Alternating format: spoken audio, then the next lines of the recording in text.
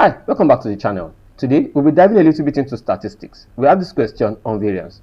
Our question wants us to calculate the variance of these three figures, root 2, 1 plus root 2, and 2 plus root 2. Let's get started by seeing the formula for variance. Our formula for variance tells us that if I have the variance to be equals to 1 all over n, I have the summation of xi minus x bar all squared, as I will start from 1 up till n, where my n is my total number of observations. That's the number of observations. My x bar, xi first, those are each items. That's each item. Item 1 will be x1, item 2 will be x2, item 3 will be x3, and each item. And my x bar is the mean. That's the mean of the observation. That's the mean of the observation. Now, let's start with n. N, I have how many items here? I have 1, 2, and 3. N obviously is 3. Xi is each of the item. This will be my x1, this will be my x2, and obviously this will be my x3. Then x bar, which is the mean of the item, x bar will be equal to the total sum of all the items. That will be root 2 plus 1 plus root 2 plus 2 plus root 2 over n, which is the total number. That's 3. Now I have root 2 plus root 2, that's 2 root 2, plus root 2, that's 3 root 2, that's 3 root 2, plus 1 now plus 2, that's 2, or 3 rather, sorry, all over 3.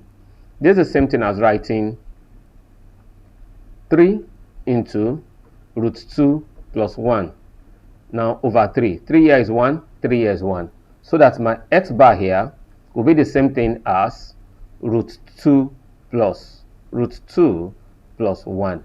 So here I can have this to be equals to root 2 plus 1. Now let's create some data. Now we can begin to fill in this formula. But before we fill in this formula, I want us to treat this individually. Xi, that's x1 minus x bar, that will be equals to root 2 minus root 2 plus 1. If I expand this bracket, that will be root 2 minus root 2 minus 1, which is equals to minus 1. Now x2 minus x bar, again, here's x bar, will be equals to 1 plus root 2. Now we're just going to replace this. We don't need to. That's minus root 2 minus 1. Minus root 2 here, minus root 2 minus 1 minus 1. That will be equals to 0. Then finally, we have x3 minus x bar. That will be equals to 2 plus root 2 minus root 2 minus 1.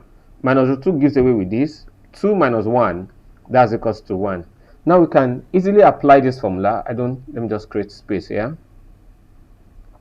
So that applying this formula, my sigma will be the same thing as n is 3, that's 1 all over 3, into, I'll have minus 1 all squared plus 0, because we are summing everything together, that will be plus 0 all squared plus 1 all squared. So that my variance will be the same thing as 1 all over 3 into minus 1 all squared is 1, plus 0 is 0, and 1 squared is 1. That will be the same thing as 1 all over 3 into 2, which is equal to 2 over 3. So the variance invariably for these three items is the same thing as 2 over 3. I hope you understood how I went about solving this question. In case you have gray areas, please do not hesitate to use the comment section, and I'll be glad to have you. Thank you for staying with us, and don't forget to hit the subscribe button. See you in our next class.